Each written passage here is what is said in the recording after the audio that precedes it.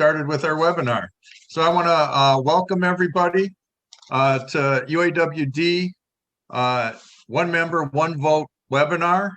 Let me start by introducing our panelists. Dan Maloney. Dan is president of UAW Local 1097. He's also the president of the Rochester and Genesee Valley Labor Council. Next panelist is Michael Cannon. Mike is a former international representative for 24 years. He was assistant to Jerry Tucker in Region 5. He was a New Directions member, former chairman of Local 282 in St. Louis. And Mike has been a UAW member since 1970. He has a lot of experience behind him. Mike is also a steering committee member of UAWD. Andrew Bergman. Andrew is a trustee with Local 5118. Those are the Harvard Graduate Student Union. Andrew's local just recently, not too long ago, got their first contract. Is that right, Andrew? My co-hosts today are Justin Mayhew with UAW Local 31 and Chris Budnick with UAW Local 862. So I want to welcome everybody today.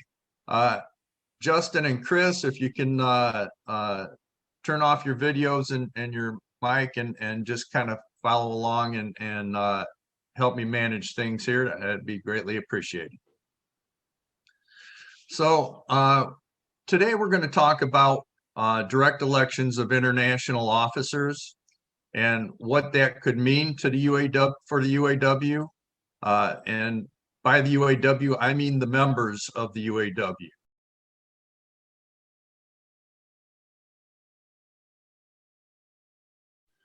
Well, I think the first thing we have to concentrate on is the fact that the UAW history is such that the administration caucus has been the dominant caucus in the UAW for over 50 years. The problem here is that because we've had only one political caucus in the UAW, and they hold all the seats on the International Executive Board for so many years, there's no opposing caucus or group to monitor the acts or actions of the administration caucus. Therefore, the administration caucus members can act with impunity, and they're never subjected to any scrutiny by an opposing caucus.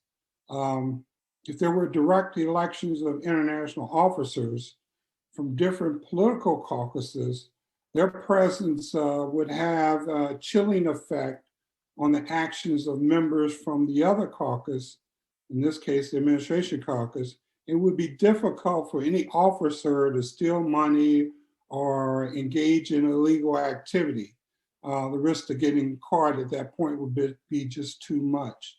So we have to have competing caucuses in the UAW that are vying for the top positions in the UAW in order for us to create a new environment in the UAW, one that is anti-corruption, anti-embezzlement, anti-illegal activity. Just like we have in Congress today, we have two parties. Democrats watch the Republicans watch the Democrats. And that keeps some kind of control on corruption. So I think that's key.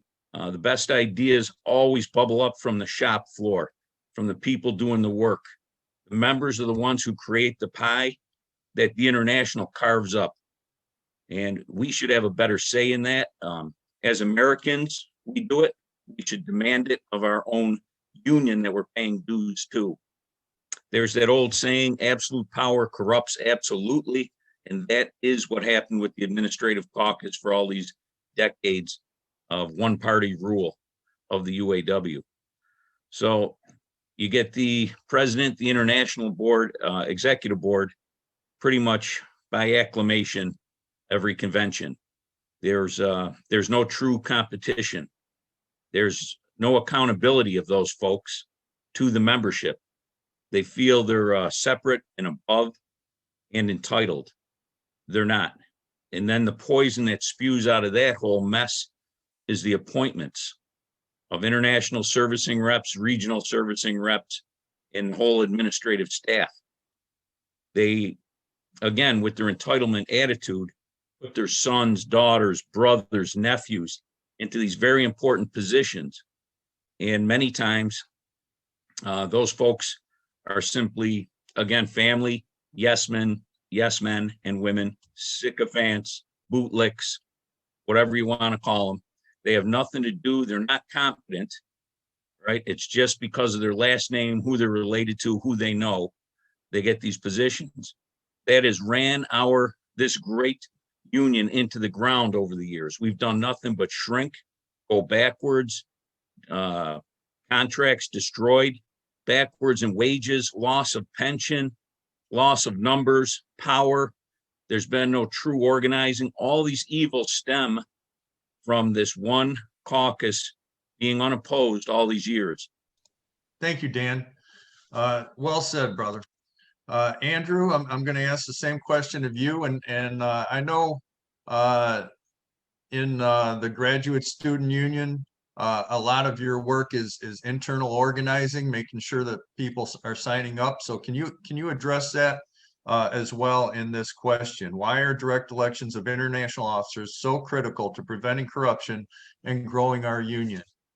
Say I don't have experience, at the international executive board level or interacting with those folks, but I'll try to give a perspective from the now basically 20% of the UAW that is from the academic workers sector. So we're becoming a big chunk, and hopefully can lend our voices to this movement. We're in a frustrating position at Harvard, and hopefully not too many other unions are in this position. But we had our NLRB election, in 2018. We got our first contract last year, and because we didn't have quite, so we went on strike at the end of 2019.